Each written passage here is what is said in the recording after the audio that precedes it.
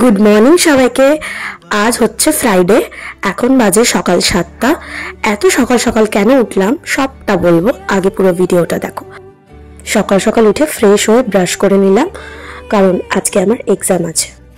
তাই জন্য ব্যাগটা প্যাক করে নিচ্ছি, পেন্সিল বক্স আর যা যা লাগে, পার্স সব কিছু ঢুকিয়ে নিচ্ছি।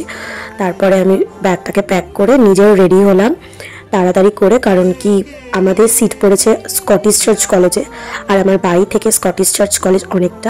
আমি এক্সাম দিতে গেলে গাড়ি করেই যাই, আর যেহেতু স্কটিশ চার্চ কলেজটা আমার বাড়ি থেকে অনেকটা দূর, তো তাই জন্য আমি আর বাসের রিস্কটা নিই না, কারণ অনেকটা সময় লেগে যায় পৌঁছাতে। তো এখন আমি যাচ্ছি স্কটিশ চার্চ কলেজ, কারণ আমাদের সিট পড়েছে স্কটিশ চার্চ কলেজে। তো এই যে চলেও এসেছি স্কটিশ চার্চ কলেজে, এই যে বন্ধুদের সাথে দেখা হলো। তো এখন আমরা দেখছি আমাদের রুম নাম্বার কত। তো এই যে এক্সাম হলেও ঢুকে গেছি, তো এক্সাম দেওয়া কমপ্লিট। এবার আমরা যাচ্ছি মেট্রো স্টেশন। আমি যাওয়ার পথে বন্ধুদের সাথেই মেট্রো করেই যাই, তো সেটাই গল্প করতে করতে যাচ্ছিলাম যে কিরকম কি এক্সাম হলো। এক্সামের পর যেরকম আলোচনা বন্ধুদের মধ্যে হয়, তো ফাইনালি মেট্রো চলে এসছে। আমি আর আমার একটা বন্ধু মেট্রোতে উঠে গেছি। আমরা মেট্রো করে যতীন দাস পার্কে নামবো, তারপর ওখান থেকে আমি বাসে করে আমার বাড়ি যাব। যতীন দাস পার্কে নামবো আর এই কাকুটা দিয়ে ফুচকা খাবো না, এটা তো হতেই পারে না।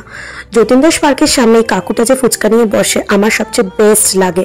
তো আমি আর আমার বন্ধু জল ফুচকা খেলাম, তারপরে 1 প্লেট দই ফুচকাও নিলাম। তো চলো আজকের মতো টাটা।